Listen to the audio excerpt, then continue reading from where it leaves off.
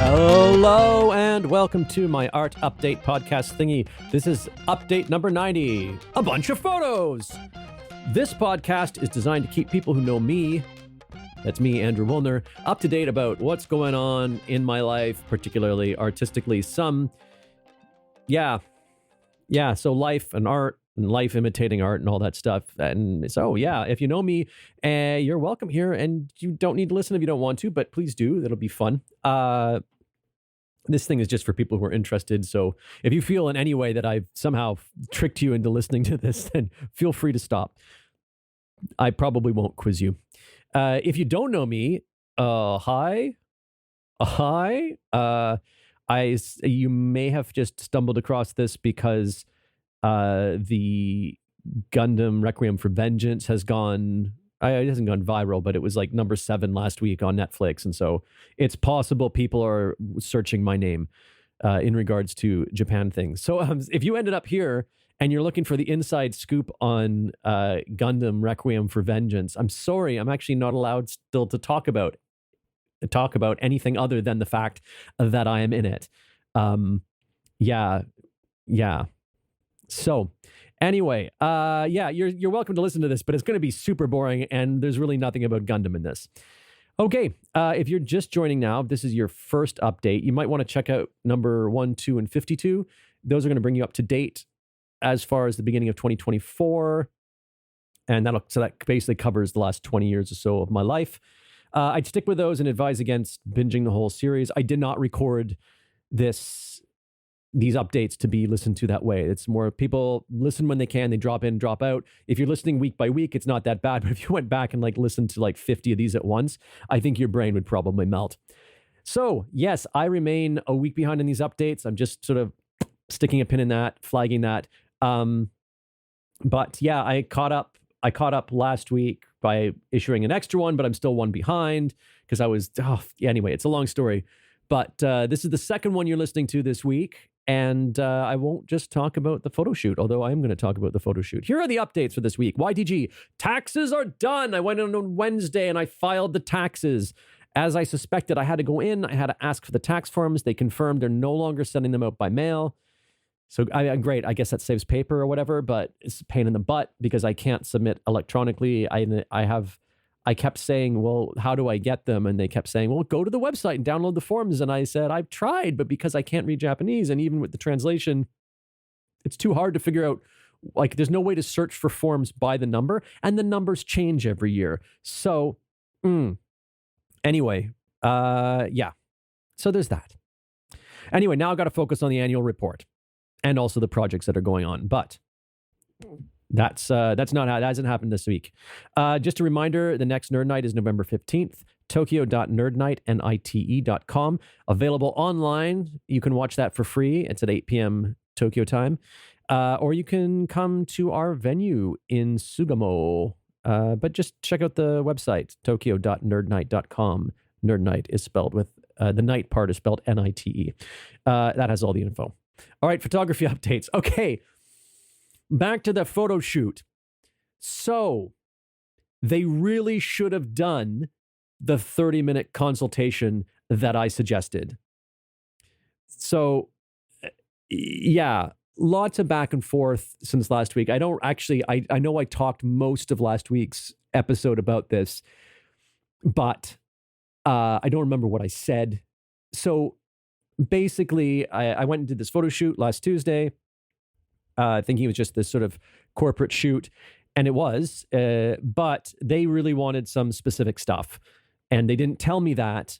So I'd suggested again, I'm communicating through at least one intermediary, sometimes two, and I said it would be really good if we had a consultation so I can find out exactly what the client wants. I can see the office where I'm going to be shooting, blah blah blah blah blah. And I went in on the day, and I was really quickly shown some samples. So I'd previously been shown some samples of what they wanted the CEO pics to look like, and I was like, those are horrible. I can do better. But they didn't show me the profile shots they wanted for just the employees. They showed me that when I went in to set up. And so I looked at it for 10 seconds. I looked at the one, and I thought, okay, yeah, I see the idea. There's a person in the front, sort of head and shoulders, and the background. So Anyway, I finished that. I posted them, and they came back saying, "Oh, everybody looks like a model. This has to look more corporate." And yeah, anyway, some more back and forth from that. And basically, what they want is they essentially want school/passport photos with a background, because to their mind, that's what looks professional.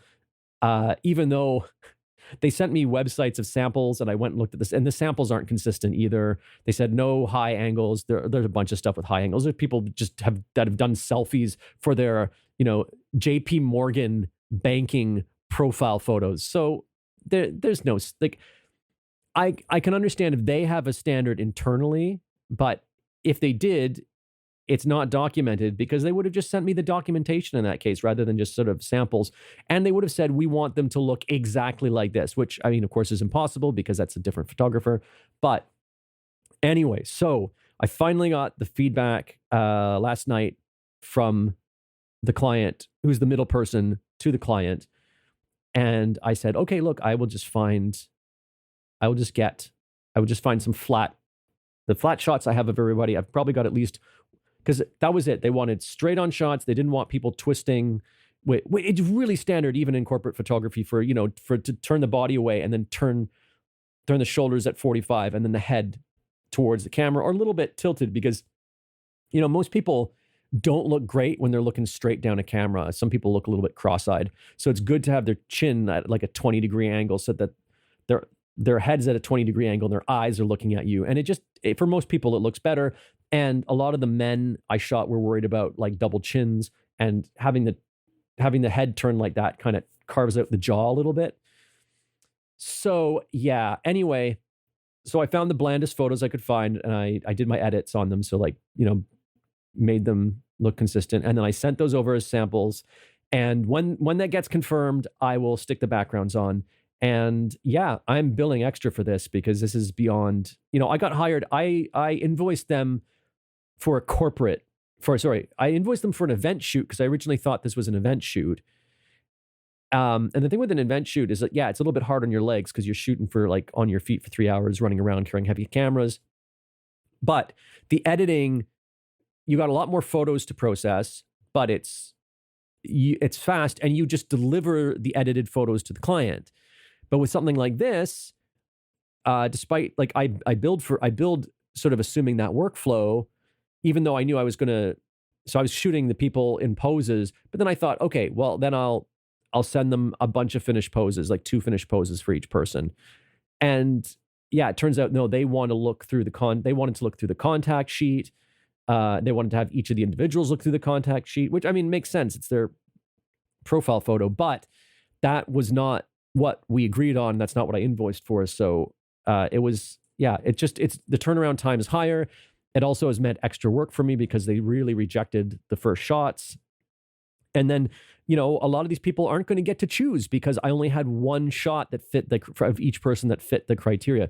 What's nuts is that if this had to be so precise, why wasn't the client, why wasn't the representative at the client, why wasn't she in the room with me the whole time? Why wasn't she checking my photos and telling me what they wanted? Because she was in there. She actually had there was a half an hour where the intermediary guy was out, and I needed her to hold the reflector. So she was there with me. She could see I was holding the camera up high to shoot a high angle, right?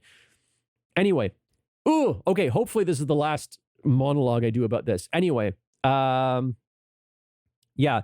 but I have curated some of my favorites from this shoot, from an artistic point of view, not a corporate point of view. And I will send those out via mailing list. I'll send those out through the mailing list. So if you haven't signed up for the mailing list, go to awoolner.com/mailing-list, or just go to the site and browse through to the mailing list.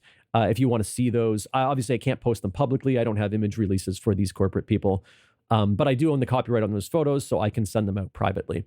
Yeah, so I will send those out. And this past weekend, on the 27th of October, I shot the SCC Halloween event, which, as I do every year, I have for the last few years. It was indoors this year. It's normally in a park. They did that because of there's been previous Halloween and Easter events that have been rained out, and so they thought they'd tried this one indoors. But it's the worst building It's this sort of like multi-purpose hall. It's this big circular hall, which is fine, but the lighting is horrible. It's these big sort of, I don't know what, like I don't know, mercury vapor lamps or some crap on the ceiling. And to make like white light, it's like a very orangey light and a very blue light, and they're on at the same time. The idea is that to human eyes, that mixes, and it's just kind of, your eyes adjust and it looks like white light. Because human brains are fantastic at doing that kind of processing. Cameras are not that great at doing processing. So I'm dealing with like this weird light. It's all top light. And yeah, it's basically, it's a totally different thing from shooting outside. Outside, I'm shooting with a long lens, so frequently people aren't seeing me. And I did shoot with a longish lens on this one when I could. But the thing with shooting with a long lens outdoors is that you don't have to worry too much about the background. The background is usually, you've got a lot of great separation between the background and your subject. Whereas in a smaller room, I had to deal with like there's the room is a circle and everyone's moving around the room, and I've got these like, they folded tables and they put them to the sides and people put their bags down. So I've got tables in the background, I've got bags, and it just trying to find angles that just don't have absolute clutter is really hard. Yeah, but I think I did a good job. I have picked my favorite of those, and I'm also going to send those out on the mailing list because obviously there's photos of other people's kids, and I don't want to put those up publicly on the website, but those will go out on the mailing list as well. I got to figure out the timing on this because I can't, unfortunately, send them out with the notification of this this post of this podcast of this episode. Just the way the system works, I have to send them out separately. So I'm going to send out, I'll probably schedule those over the next few days. So you can expect those over the next few days.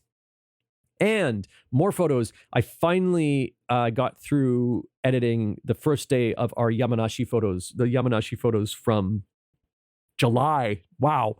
Yeah, the family and I went on a vacation to Kofu City in Yamanashi Prefecture in July, and I took a whole bunch of photos, and I haven't finished editing them, but I have edited day one, which is the shortest batch, and I will post. There's like 12 of those, so I will get those up on the Art Hub page. So you'll probably, if you get the mailing list, you will see these. I'll put a link to that post in the notes here, in the podcast notes, in the show notes.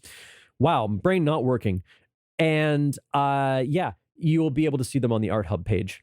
Those I can post publicly because it's just of me and my family and some food and buildings and stuff. Okay, moving on. Yesterday project, really should go back in the YTG section. Nothing happening on that right now.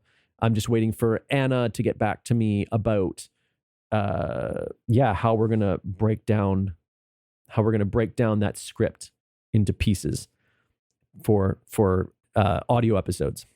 Sustainability project, Be the Audience project, whatever you want to call it. I'm starting over. So I need to do some writing about what my dream is for this project. My friend Erin is helping me sort this out, and she suggested that I do some timed writing, and I haven't had time to do timed writing. I'm hoping maybe tomorrow morning or something. Yeah. So I will do that, and then hopefully from there we will drill down on that and figure out what to write so that people feel that supporting me and my vision and my work is worthwhile. So yeah, that's it. I think that's all I've got for this week. Thank you so much for listening. I just realized I don't know what I said the title of this was. I'm going to have to go back and listen so that I can title this in everything else. Okay, blah, blah, blah. Anyway, that's it for this week. I already said thanks for listening, but thanks for listening again. And Andrew out.